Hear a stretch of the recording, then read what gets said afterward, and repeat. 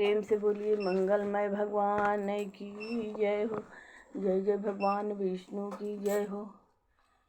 तमेव माता च पिता तमेव बंधु च सखा तमेव विद्या द्रविणं तमेव सर्वं मम देव देव तमेव सर्वं मम देव देव। प्रेम से बोलिए मंगलमय भगवान की जय हो।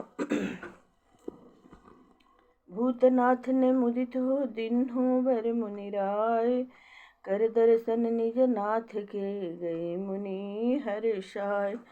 प्रेम से बोलिए भगवान शंकर की जय हो।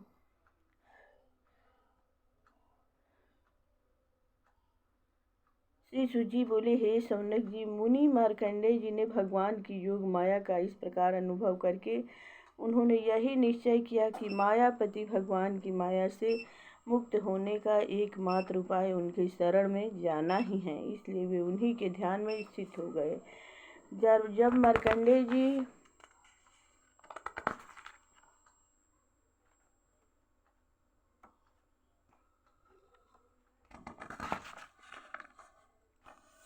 भगवान के ध्यान में तन्मय हो रहे थे, उसी समय भगवान शंकर पार्वती जी सहित नंदी पर सवार होकर विचरते हुए आकाश मार्ग से उधर जा निकले। उनके साथ उनके बहुत से गण भी थे। जब पार्वती जी ने मार्कंडेय जी को ध्यान स्थिर देखा तो उन्हें बड़ा वात्सल्य स्नेह उत्पन्न हुआ।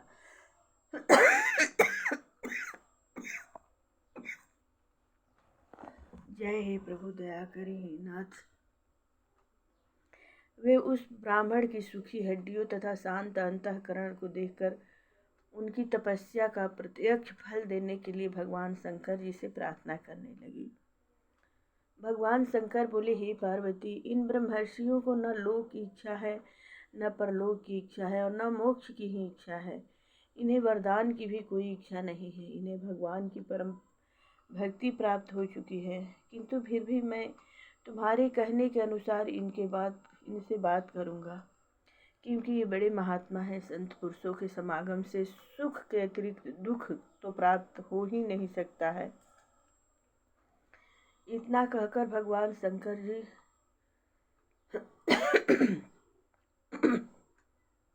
ना तो उनके हृदय में प्रवेश कर गए। भगवान शंकर मार्कंडेय जी के हृदय में प्रवेश कर गए। तब भगवान गौरी शंकर को मार्कंडेय जी ने अपने हृदय में देखा और भगवान नारायण का ध्यान विलीन हो गया। तब वे अति व्याकुल हो गए और उन्होंने अपने नेत्र खोल दिए। उन्होंने देखा कि भगवान गौरी शंकर नंदी पर सवार होकर उनके सम्मुख खड़े हैं।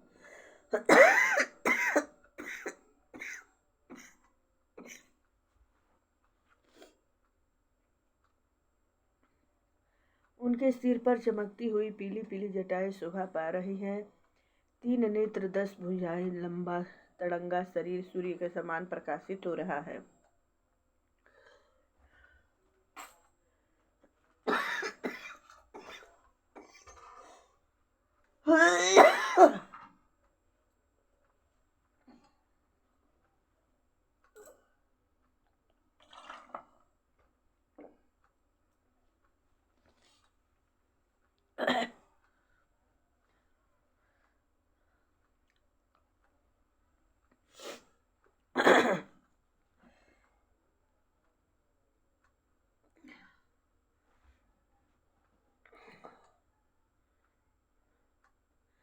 शरीर पर बाघंबर, हाथों में त्रिशूल, शंख, ढाल, रुद्राक्ष, हाथों में त्रिशूल, खड्ग, ढाल, रुद्राक्ष की माला, डमरू, खप्पड़, तलवार तथा धनुष धारण किए हुए हैं। मार्कंडेय जी भगवान शंकर को आए देखकर अति प्रसन्न हुए तथा उन्होंने स्वागत, आसन, पान, अर्घ आदि से भगवान गौरी शंकर तथा पार्वती सहित उनके गणों की पूजा की। मार्कंडेय जी बोले, हे सर्वशक्तिमान प्रभु, आप ही जगत के सुख शांति का विस्तार करते हैं। आप शांत स्वरूप तथा आत्मा राम हैं। मैं आपकी क्या सेवा करूं? मैं आपके सत्वगुण, रजोगुण तथा तमोगुण युक्ति तीनों स्वरूपों को नमस्कार करता हूँ। सूत जी बोले, हे शौनक जी, मार्कंडेय जी की इस प्रकार प्रार्थना करने पर भगवान शंकर जी हंसते हुए बोले, हे मार्कंडेय जी, ब्रह्मा, विष्णु तथा मैं तीनों ही वरदाताओं में श्रेष्ठ हैं। हमारा दर्शन कभी व्यर्थ नहीं होता, इसलिए तुम्हारी जो इच्छा हो वह वर मांग लो।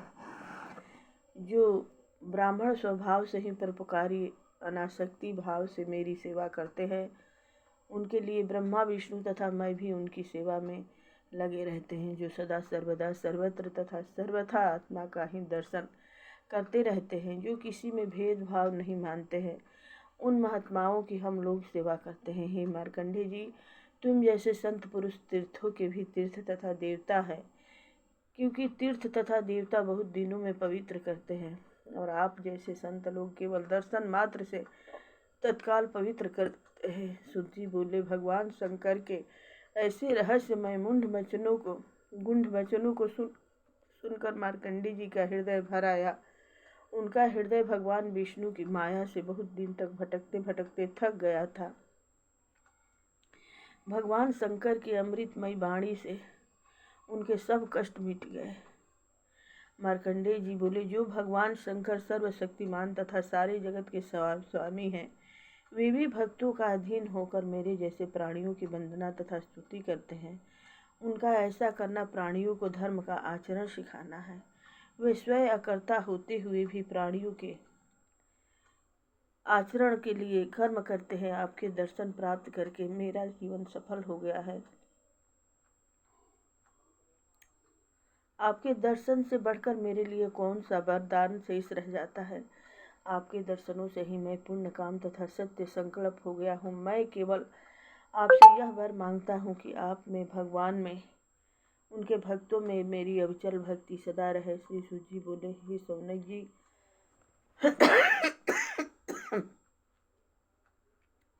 मार्कंडेय जी के ऐसे वचन सुनकर भगवान शंकर जी ने ऐसा ही वरदान दिया। वे बोले, हे महर्षि, तुम्हारी संपूर्ण कामनाएं पूर्ण हो। भगवान में तथा मुझ में तुम्हारी अनन्य भक्ति हो। तुम ब्रह्म तेज से युक्त अजर अमर हो जाओ और कल्प तक तुम्हारा यश फैले। तुम त्रिकाल यज्ञ हो और तुम पुराण के आचार्य हो जाओ। इस प्रकार वर देकर भगवान शंकर वहाँ से चले गए। हे शौनक जी, उन बटुक साई भगवान के सांस प्रश्वास के द्वारा 7 बार उनके पेट में जाने और प्रलय का अनुभव करने के कारण महामुनि मार्कंडेय जी की आयु 7 कल्प की मानी गई है। किंतु जो लोग इस रहस्य को नहीं जानते हैं, वे भगवान की इस लीला को 7 बार प्रलय हुई कहते हैं। मैंने आपको मार्कंडेय जी की कथा सुना